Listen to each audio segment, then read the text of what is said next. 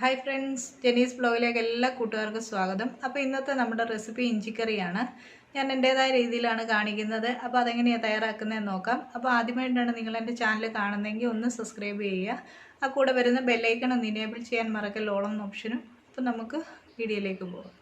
അപ്പോൾ ഇഞ്ചിക്കറി തയ്യാറാക്കാൻ വേണ്ടി ഞാനിവിടെ ഒരു 200 ഗ്രാമോളം ഇഞ്ചി എടുത്തിട്ടുണ്ട്. ഇതിൻ്റെ തൊലിയൊക്കെ ഒന്ന് റിമൂവ് ചെയ്തിട്ട് നന്നായി വാഷ് ചെയ്ത് ചെറുതായിട്ട് അരിഞ്ഞെടുക്കണം.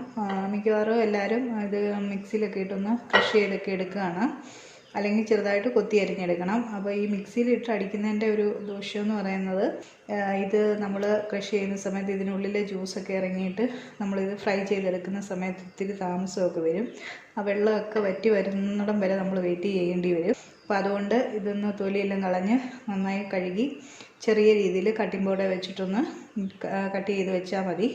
അങ്ങനെ എടുക്കുന്നതാണ് ഒരു ഈസി ആയിട്ട് തോന്നുന്നതായിട്ട് എനിക്ക് തോന്നിയിട്ടുള്ളത്. അപ്പോൾ അതിനുവേണ്ടി നമുക്ക് ഇഞ്ചി മാറ്റി വെക്കാം. അപ്പോൾ 200 ഗ്രാം നമ്മൾ എടുത്തെന്ന് പറഞ്ഞാലും ഇനിയിപ്പോൾ ഇതിൻ്റെ തൊലിയെല്ലാം കളഞ്ഞിട്ട് നമ്മൾ വാഷ് ചെയ്തൊക്കെ എടുത്തു വരുമ്പോഴത്തേന് അതൊരു 180 ഗ്രാമോളം ആയി വരും. അപ്പോൾ ഇത് അതിനു വേണ്ടി നമുക്ക് മാറ്റി വെക്കാം. പിന്നെ ഞാൻ എടുത്തിരിക്കുന്നത് ഒരു മുറി തേങ്ങ ചെറുതായിട്ട് അരിഞ്ഞതാണ്. നമ്മൾ പായസത്തിനകത്തിലൊക്കെ വറുത്തിടുന്നത് പോലെ നമ്മൾ ഇതിനകത്തിൽ ഈ ഇഞ്ചിക്കറിക്ക് അതിൽ ഈ തേങ്ങാക്കൊത്ത് വറുത്തിടുന്നുണ്ട്. അപ്പോൾ അതിന് വേണ്ടിയാണ് ഈ തേങ്ങ എടുത്തിരിക്കുന്നത്. പിന്നെ നമ്മൾ തേങ്ങ വറുത്തരച്ച് ഇഞ്ചിക്കറി വെക്കാറുണ്ട്. പക്ഷെ അത് ഒത്തിരി നാൾ കേടുകൂടാതൊക്കെ ഇരിക്കണമെന്നുണ്ടെങ്കിൽ നമ്മൾ തേങ്ങ അതിന് പകരമായിട്ട് നമ്മൾ തേങ്ങ വറുത്തിട്ട് നമ്മൾ ഉണ്ടാക്കിയെടുത്താൽ മതി. അപ്പോൾ അതിന് വേണ്ടിയാണ് ഈ തേങ്ങ എടുത്തിരിക്കുന്നത്. പിന്നെ എടുത്തിരിക്കുന്നത് ഒരു നാരങ്ങ വലിപ്പമുള്ള വാളംപുളിയാണ്. ഇത് നമ്മൾ വെള്ളത്തിലേക്കൊന്ന് കുതിർത്ത് വെക്കണം. പിന്നെ 1 ടീസ്പൂൺ കാശ്മീരി മുളക് പൊടി, 1/2 ടീസ്പൂൺ മല്ലിപ്പൊടി, ഒരു 1/4 ടീസ്പൂൺ മഞ്ഞൾപ്പൊടി. പിന്നെ ഞാൻ എടുത്തിരിക്കുന്ന 2 പൊടികളെന്ന് പറയുന്നത്, ഒന്ന് ഉലുവാപ്പൊടിയും ഒന്ന് കായപ്പൊടിയുമാണ്. ഇത് രണ്ടും ഞാൻ 1/4 ടീസ്പൂൺ വെച്ചാണ് എടുത്തിരിക്കുന്നത്.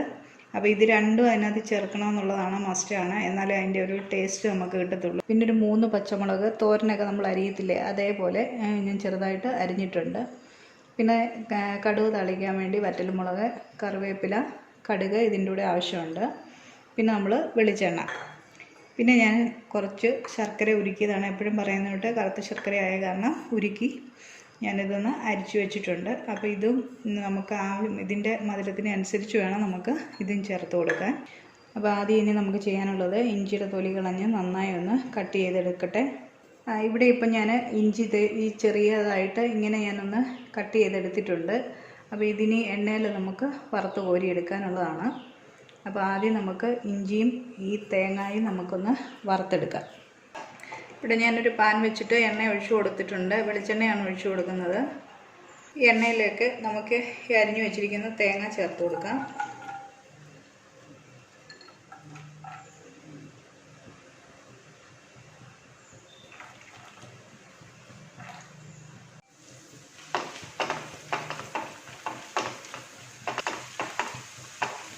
ഈ തേങ്ങ ഒരു ഇളം ബ്രൗൺ കളറാകുന്ന സമയത്ത് എണ്ണയിൽ നിന്ന് കോരിയെടുക്കണം.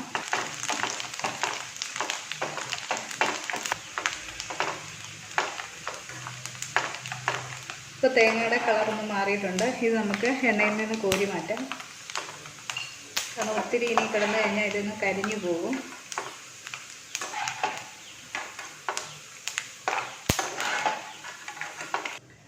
തേങ്ങ എല്ലാം കോരി എടുത്തിട്ടുണ്ട്. ഇതിലേക്ക് നമുക്ക് അരിഞ്ഞു വെച്ചിരിക്കുന്ന ഇഞ്ചി ഇട്ട് കൊടുക്കാം.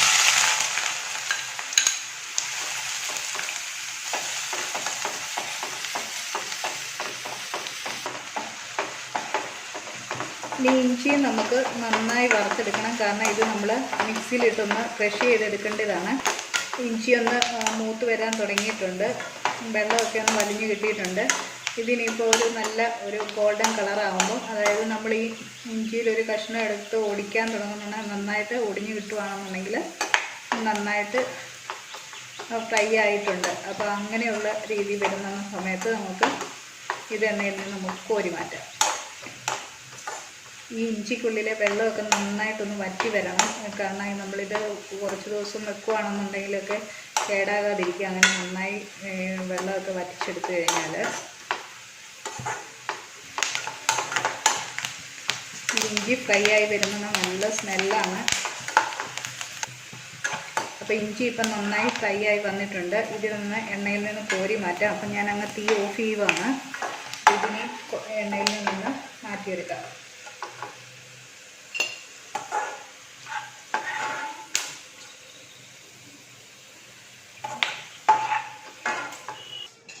വറുത്തെടുത്ത ഇഞ്ചി ഇപ്പോൾ ഒന്ന് തണുത്ത് കിട്ടിയിട്ടുണ്ട്. ഇതിൽ നിന്ന് നമുക്കൊരു പിടി മാറ്റി വെച്ചിട്ട് നമുക്ക് ബാക്കി ഇതൊന്ന് പൊടിച്ചെടുക്കാം. ഞാനൊരു ഇത്രയും ഭാഗം മാറ്റി വെച്ചിട്ടുണ്ട്. ഇത് നമ്മൾ പൊടിക്കാതെ തന്നെ നമ്മൾ ഇഞ്ചിക്കറിയിലേക്ക് ചേർക്കാനുള്ളതാണ്. അപ്പോൾ ഇത് ചെറുതായിട്ടൊന്ന് ക്രഷ് ചെയ്ത് എടുത്തുകൊണ്ട് വരാം. അപ്പം നമ്മൾ മിക്സിയിലിട്ടൊന്ന് ക്രഷ് ചെയ്തെടുത്തിട്ടുണ്ട് ഇഞ്ചി. അപ്പോൾ അത് നമുക്കിതിലേക്ക് ഇട്ട് വെക്കാം. അപ്പോൾ ഇനി നമുക്ക് കറി തയ്യാറാക്കാൻ തുടങ്ങാം. ഇപ്പോൾ ഞാൻ ആ പാൻ തന്നെ വെച്ചിട്ടുണ്ട്. നമ്മൾ ആദ്യമേ ഇഞ്ചി വറുത്ത എണ്ണ തന്നെയാണ് ഉപയോഗിക്കുന്നത്. അപ്പോൾ ഈ എണ്ണ ഒന്ന് ചൂടായി കഴിയുന്നുണ്ടെങ്കിൽ നമുക്ക് കടുകിട്ട് കൊടുക്കാം.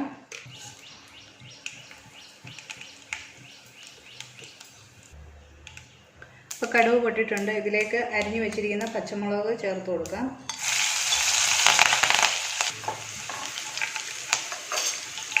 അപ്പോൾ ഇതൊന്ന് മൂത്ത് വരുന്നുണ്ടെങ്കിൽ ഇതിലേക്ക് നമുക്ക് വറ്റൽമുളകും കറിവേപ്പിലയും ചേർത്ത് കൊടുക്കാം.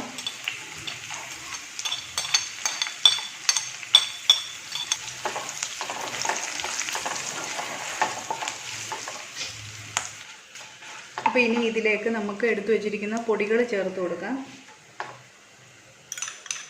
തീ നന്നായി കുറച്ച് വെച്ചതിന് ശേഷം വേണം പൊടികൾ ചേർത്ത് കൊടുക്കാൻ, കാരണം നല്ല ചൂടിലായിരിക്കും എണ്ണ. മഞ്ഞൾപ്പൊടി ഇട്ട് കൊടുത്തു. ഇനി മല്ലിപ്പൊടി ഇട്ട് കൊടുക്കാം. മുളക് പൊടി ഇട്ട് കൊടുക്കാം.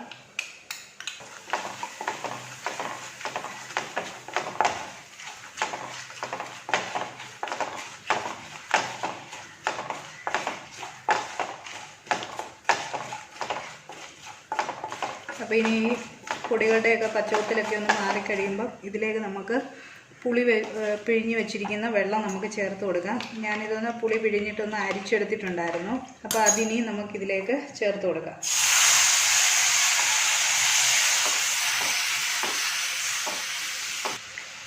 ഇതിലേക്ക് ആവശ്യത്തിന് ഉപ്പ് ചേർത്ത് കൊടുക്കാം.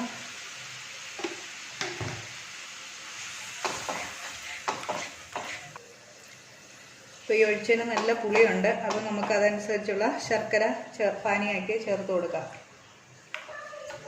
അപ്പോൾ ശർക്കര ഞാൻ ഇതിനകത്തിൽ ചേർത്തിട്ടുണ്ട്.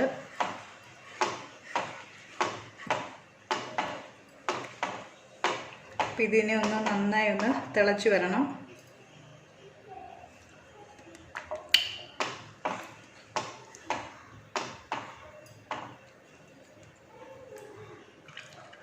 ഇപ്പോൾ എടുത്തു വെച്ചിരുന്ന ശർക്കര മൊത്തം ഞാൻ ചേർത്തിട്ടുണ്ട്. അതൊരു 3-3.5 ടേബിൾ സ്പൂണോളം ഉണ്ടായിരുന്നു. അപ്പോൾ അത് മൊത്തം ഞാൻ ചേർത്ത് കൊടുത്തിട്ടുണ്ട്. അപ്പോൾ നമ്മുടെ ഒഴിച്ച പുളിവെള്ളം എല്ലാം ഒന്ന് തിളച്ചൊന്ന് കുറുകാൻ തുടങ്ങിയിട്ടുണ്ട്. അപ്പോൾ നമ്മൾ എടുക്കുന്ന പുളിയുടെ പഴക്കത്തിൻ്റെ അനുസരിച്ച് അതിന് നല്ല കറുപ്പ് കളറായിരിക്കും. എൻ്റെ സാമാന്യം നന്നായിട്ട് ഒരു കറുപ്പ് കളറിലേക്കാണ് കാണുന്നത്. ഇതിലേക്ക് പൊടിച്ചു വെച്ചിരിക്കുന്ന ഇഞ്ചി ചേർത്ത് കൊടുക്കുക. പൊടിച്ചതും പൊടിക്കാത്തതുമായിട്ടുള്ള ഇഞ്ചി ചേർത്ത് കൊടുക്കാം. ഇതിലേക്ക് വറുത്ത് വെച്ചിരിക്കുന്ന നമുക്ക് തേങ്ങാക്കൊത്തൂടെ ചേർത്ത് കൊടുക്കാം.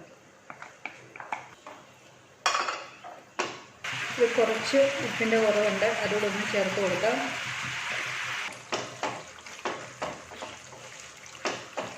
അപ്പോൾ ഇനി അവസാനമായിട്ട് എടുത്തു വെച്ചിരിക്കുന്ന കായപ്പൊടി ഉലുവാപ്പൊടിയും കൂടെ ചേർത്ത് കൊടുക്കാം. ഞാൻ രണ്ടും 1/4 ടീസ്പൂൺ വെച്ചാണ് എടുത്തിരിക്കുന്നത്. അപ്പോൾ ഇച്ചിരി ഇപ്പോൾ ഇത് കാണുമ്പോൾ ഇച്ചിരി ലൂസായിട്ട് തോന്നും, പക്ഷേ ഇത് തണുത്ത് കഴിയുന്നുണ്ടെങ്കിൽ നന്നായി കുറുകി വന്നോളൂ.